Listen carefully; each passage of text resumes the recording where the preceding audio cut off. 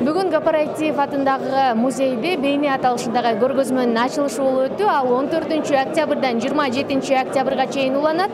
Мында Кыргызстандын ар тарабынан келген 60 сүрөтчүнүн 100дөн ашык эмгектери коюлган. Ага маданият өкүлдөрү, өнөр адамдары, шаар тургундары, студенттер келип катышты. Алдыдагы биздин репортажыбыздан кененирээк көрө аласыздар.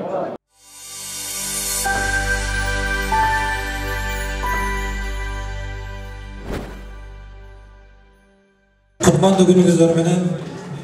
Всем спасибо, что пришли. Добро пожаловать в это священное место.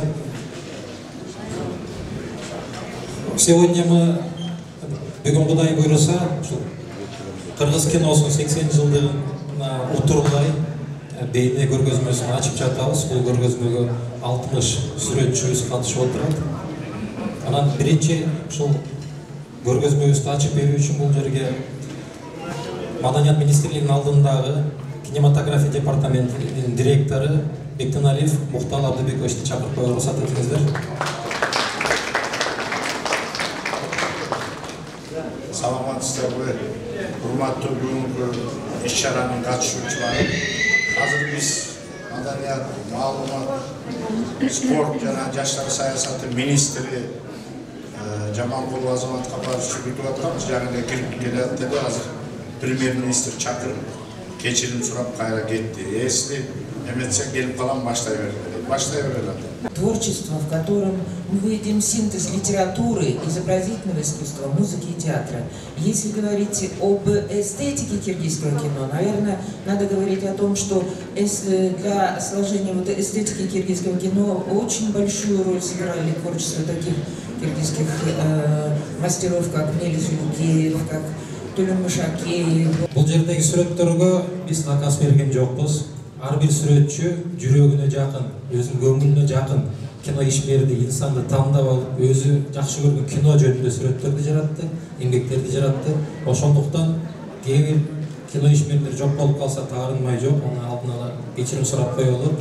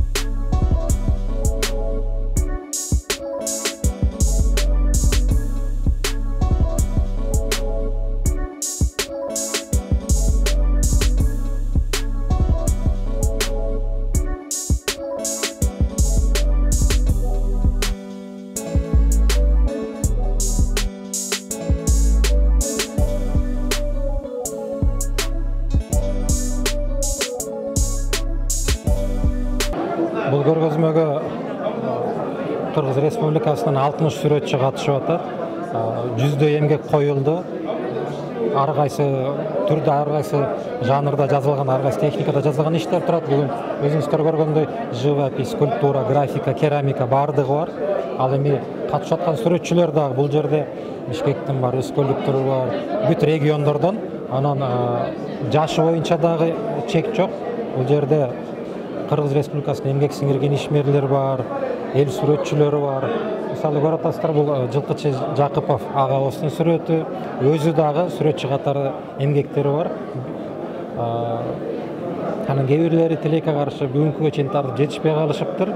Бирок ошол жетишпей калган сүрөттөрдү кошуп, бул Кыргыз киносунун 80 жылдыгына утурлай уюштурулуп атат да. Ал эми 17 ноябрда мамлекеттик деңгээлде чоң иш-чара болот. Филармонияда президенттин катышуусу менен болот. Ошол жерге дагы ушул көргөзмө кайталанып коюлат. Ал жерге бүгүнкү жетишпей калган сүрөттөр аяка дагы коюлат. Бул идея жаңы эмес, бул идея биздики эмес. Буга окшош көргөзмө мындан 7 жыл мурда Тынчтыкбек Кожобековдун инициативасы менен бейне болуп өткөрүлгөн. Ошондо эстрада ырчылары, театр ишмерлери жөнүндө выставка болгон. Ошол выставканы мен көрдүм эле, ошол мага жагып, анан ошо кыргыз киносунун 80 жылдыгына сунуштасак, сүрөтчүлөр дароо колдоп кетишти.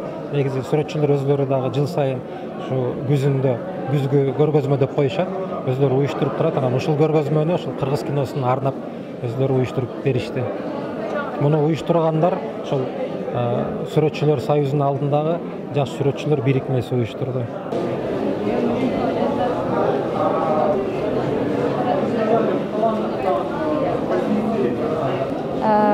Бул жердеги выставка боюнча мен жайкы айларда угуп калдым. Анан кошулуп, ошол Муратбек Бегалиевди тандап алдым, жана Замирбек Эралиевди, режиссер. Анан аларды мастерскоймо чакыргам. Бул учурда биринчи Бегалиев келди мастерскоймо. Келип, ал менен чай ичип, сүйлөшүп, чыгармаларын уктум. Уккандан кийин бул чыгармаларында драма, лирика баары чоң экен да. Ошондо ушул идея келди. Бул жерде драма, вот это лирика деген майнде берилди. Анан жөн гана портрет жасагым келген жок, жөн гана бюст. Бул жерде ошол композитор деген теманы ачкым келди. Анан наброска жасап, фотодон да иштелди. Себеби агайдын да убакыты болбой калат, менин да убактым болбой калат. Ошого ошондой болуп калды. Натурадан иштесе еще мындай яркий чыгат да.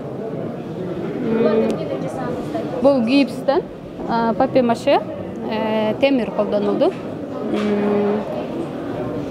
Бийиктиги менимче мендей бар го дейм, 1,60 бийиктиги ошондой. Нече убакытта жасалды? 1,5 ай жасалды. Азыр жүргөн экен, алдында келип калдым. Мен атайын жакпай калатпы деп агайга айтпай бекитип коюп койгом да. Бирок жагыптыр, аябай кутуктап сүйүндү. Сүрөткө да түшүп кеттик. Значит, убактым текке кетпептир.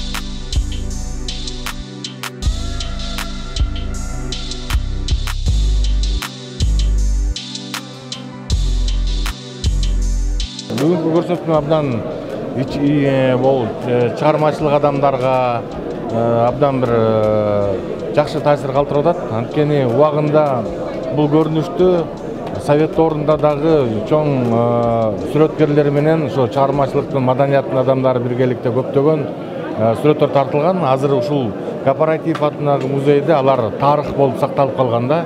Эми бул жердеги көбүнесе тартылган портреттер же сүрөттөрдүн көбү ушул аябай маданиятка эмгеги сиңген атактуу адамдардын сүрөттөрүн тартышкан экен.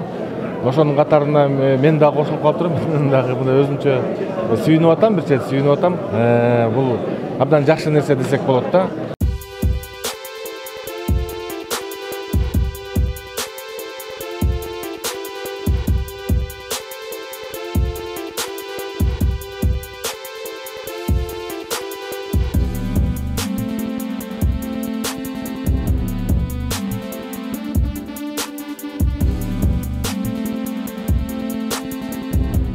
Bunun manisi ötө zor da. Misалы, ар бир жанагы уюмдар, сүрөтчү уюму, композиторлордун уюму, архитекторлор, киночулар, театрлар өз-өзүнчө жүрүшөт да. Бири-бири менен биз киного чакырганда эле аралашып кетпесе, а так негизи өз-өзүнчө эле жүрүшөт. А бул жерде болсо, ошол баягы сүрөтчүлөрдүн бир кандайдыр бир киного болгон өзүлөрүнүн салымы бир чет, экинчи чети кинонун дүнүйөсү менен жуурулушуп, анан өзүлөрүнүн өнөрү менен ошону чагылдырып аткандагысы бул киночулар менен сүрөтчүлөрдүн мындай уйганы болуп калып атат да. Бул көргөзмө бул кино менен сүрөтчүлөрдүн мындай жуылушканы деп койсом болот да, чыгармачылык жуылушканы. Сиздер сүрөткө келдиңер, бирок сүрөттүн артында кинонун таржымалы турат, ар бир инсандын таржымалы турат. Бул эми керебет нерсе. Бул 80 жылдыкка сонун белек, анан сүрөтчүлөргө чоң терең таазим. Мисалы бүгүнкү көргөзмө мага аябай жакты. Ушундай бир толкунданы сезиндер. Себеби бул көргөзмөгө мисалы үчүн жана Эрисбек айткандай мындай эки сүрөтчүлөр менен кинону сонун бир айкалышты да, эки кесип чоң айкалышты. Анан ошол биздин мисалы залкарлар турат, бул жерде учурдун залкарлары турат. Келечектеги бир баягы кино чөйрөсүнө баягы кыялданып аткандарбы, же болбосо ушул залкарлардын артынан бизде залкар болобузбу деген ниет менен жүргөн жаш режиссерлор, актерлор баары турат. Мен бүгүнкү көргөзмөгө бир ат көрдүм. Мындай кино, кыргыз киносу өчпөйт, өнүгөт деп гана деген ат коет элем да, бүгүнкү өсөт деген, өчпөйт, өсөт деген. Мына ошол жерде нака кинодогу, театрдагы өнөр адамдардын бейнесин көрүп, кайра бир сыйра толкуп, бир сыйра ошол кылган иштердин баары көз алдыга элестеп, көбү менен аралашып калдым, иштешип калдым. Ошолордун баары кайрадан көз алдымда тартылып бир сыйра окуяларын, жоруктарын, сөздөрүн бир сыйра эстеп, ошолорго бир кайра бир башкача дүйнөгө аралашып, ошолор менен ар бири менен жолугуп тургандай болуп атам да, чынын айткандачы. Бул жерде эми өзгөчө кызыктуу бир образ берилген мыкты сүрөттөр бар экен. Бул эми сүрөтчүнүн өзгөчө таланты. Ошол 60 сүрөтчү ар кайсы таланттардын, өнөр адамдардын баарын башкача өзлөрүнүн нака образын беришип, мыкты сүрөттөр тандалып алынганын көрүп турам да. Эми айтып бүткүс. Ар бири өзүнчө бир дүйнө. Туп-туура коюлган ар кимдин бейнеси аркылуу ошол бүтүндөй кылган иштери көз алдыбызга чагылып атат да. Кадимкидей ар биринин жанына келип, ар бир сүрөткө токтогондо ар бирин билем да, ошолордун турмуштагы жашоосу, сахнадагы жашоосу, кинодогу образдары бүт бары түм эле көзгө элестеп турат да. Мына бул таланттуулардын мыкты бир иштеринин баары чогулган экен. Рахмат, баарына таазим кылабыз.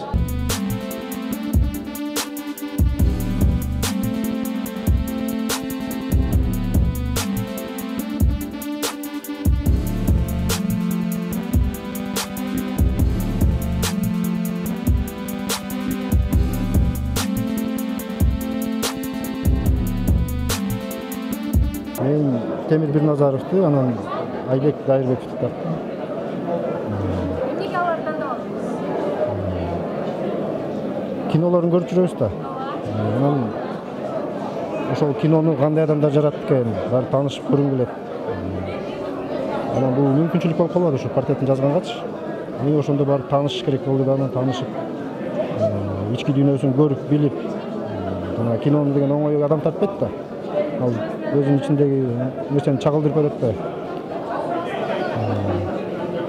Анан ошол барып туруп, мына ошол жерден образ ачып бериш керек деген маселе бар да. Ошого аракет кылдык. Менимче дурус эле болду.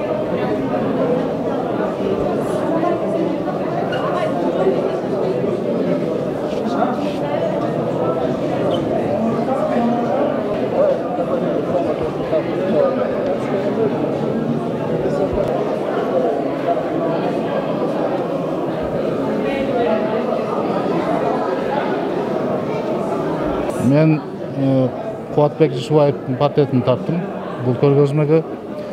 Бул кишинин чыгармалары менен мурдатан тааныш болчумун. Бир өкүнүчтүүсү өзүнө жолуга албай калдым. Кызы аркылуу, Жамбыл эже аркылуу байланышка чыгып, анан шаарда жүргөндө мен шаарда болбой калып, мурда көргөм, жанды сүйлөшүп, ана Бишкекке келип калганда. Анан ошол аркылуу сүрөттөрдөн пайдаланып жараттым.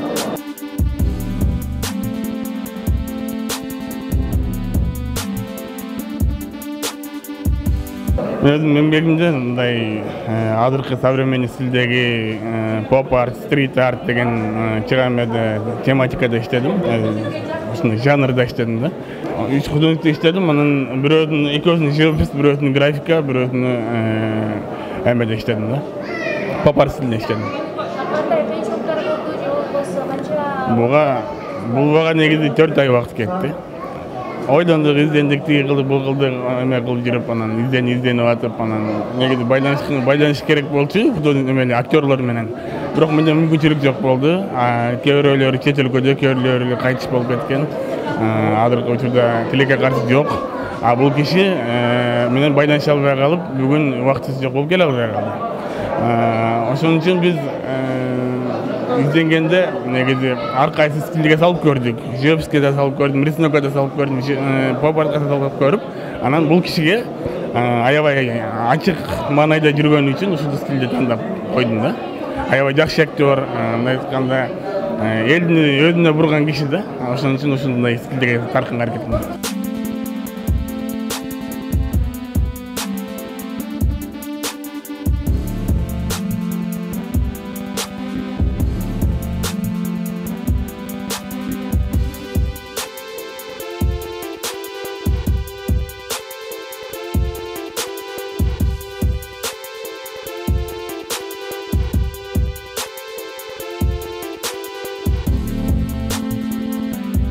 Бейне долбоорунда Назирет Аксакалды тандап алгам. Анткени бул Аксакалдын чыгармаларын бала кезден көрүп чоңойгонбуз. Мисалы Жамилядагы ролу.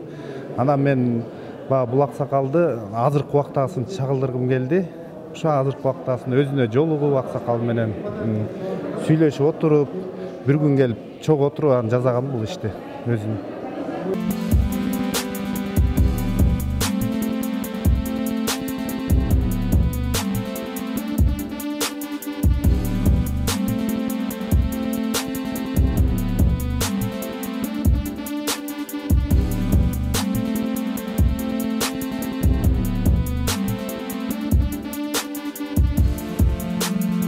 Ошо азыр поискте болуп атам.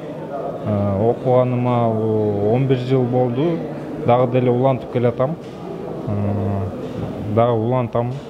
Искусство негизи аябай кыйын. Сүрөтчү болуш аябай кыйын экен. Өзүң искусствоң үчүн ачык болушуң керек экен да.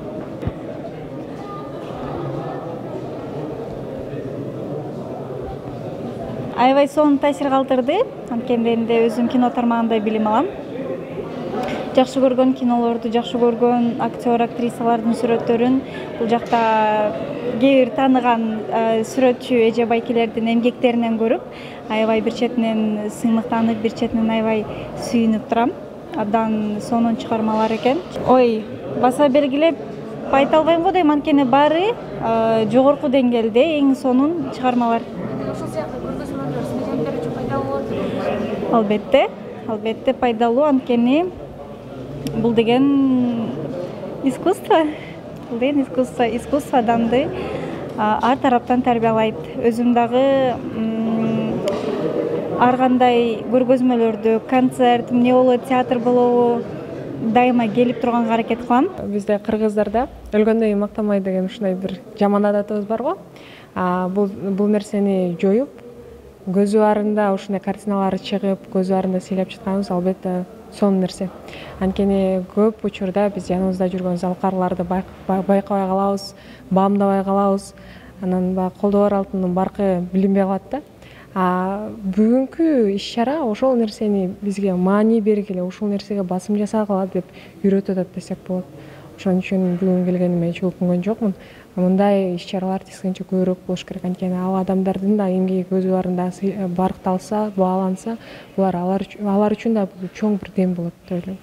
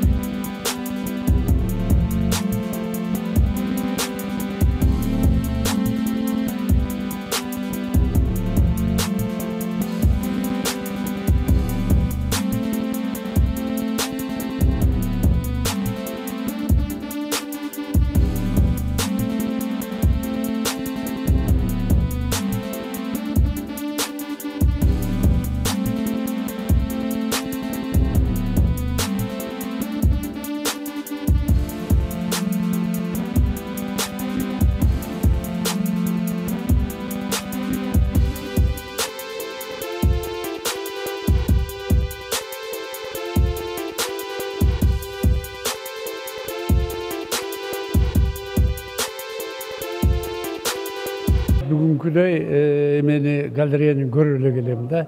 Көп эле жерде болдук. Бирок мына бареке кино искусствосундагы ошонун ичинде актерлор, режиссерлор, операторлор булар бир топ көз өтүп кетсе да кайталангыс түбөлүккө кала турган төрүлүк. Рахмат ушуну уюштургандарга. Ошол мен ойлойм көп жылдан бери ушу уюштурган ушу болуш керек эле. Болбосо мурун мындай эле бөлүп болгон, азыр мына жерде бүт кино тармагынын эмеси жүзү көрүнүп турат. Рахмат ушуларга. Дагы ошо өркүндө өсө берсин, дайыма ошол ылайым мен ойлойм. Мына улуу инсандар, улуу таланттардын баары ошол четинен кетип атат. Бирок айла жок, эми кийинки жаштарыбыз өсүп келатат. Ошого канаат кылалы, дагы эл журтумда дайыма жакшылык, тынччылык болсун. Бүгүнкү көргөзмө боюнча мен мындай бир өтө бир мындай жылуу пикирде калдым. Себеби чын менен эле көптөн бери мындай көргөзмөнү көрө эле келек. Чыны менен бүгүнкү күндө ошо кыргыз киносунун 80 жылдыгын алкагында ошо кино тармагына, кыргыз киносуна кандайдыр бир деңгээлде тиешеси бар адамдардын баарын тең ушул баягы сүрөт көргөзмөсү ачылган экен. Анан мен өзгөчө таасир алдым. Мына эки кыргыздын легендардуу актрисасы Таттүүнүн элеси түшүрүлгөн ошо Ак мөөр фильминдеги образдан алынган экен. Ушул баягы чакан скульптура чыны менен эле бир өзгөчө. Мисалы Таттүүнүн келбетин, Таттүүнүн турган турпатын толугу менен ушул эмеге камтыптыр да. Мындан тышкары бул чакан скульптурада образ бар экен. Образ бир эле учурда ошо Таттүүнүн баягы турпатынан тышкары образ жакшы берилиптир. Мен аябай мындай суктануу менен көрдүм. Мындан тышкары ошо көргөзмөнүн ичинен ошо Бакен Кыдыкеев эженин сүрөтү түшүрүлгөн аябай мыкты жасалыптыр. Алтынбек Максутовдун ошо сүрөтүн тарткан аябай мыкты жасалган экен. Алиман Жаңгырозов эжен. Мен ошо эмгектердин ичинен ушул 3 эмгек чыны менен эле мындай өзгөчө мындай баягы өзгөчө окшош да. Анан ушул скульптурасы мага өзгөчө таасир калтырды. Ал эми жалпы көргөзмөнүн эмеси чыны менен мыкты жасалган. Анан ошо тигил залда Таттүүнүн карандаш менен тартылган сүрөтүн ошол сүрөтчү мыкты тарткан экен. Эми Таттүүнү тилдеп эле коюп ошо баягы фото сүрөттөй кылып ушундай укмуш тарткан экен. Анан ошо бүгүнкү кинонун 80 жылдыгына арнап өткөрүлүп аткан көргөзмөнүн уюштуруучуларына терең ыраазычылык билдиребиз. Элге ушунчалык эстетикалык бир жакшы маанай тартуулап атканга биз аябай кубанычтабыз. Чыны менен сонун көргөзмө болуптур.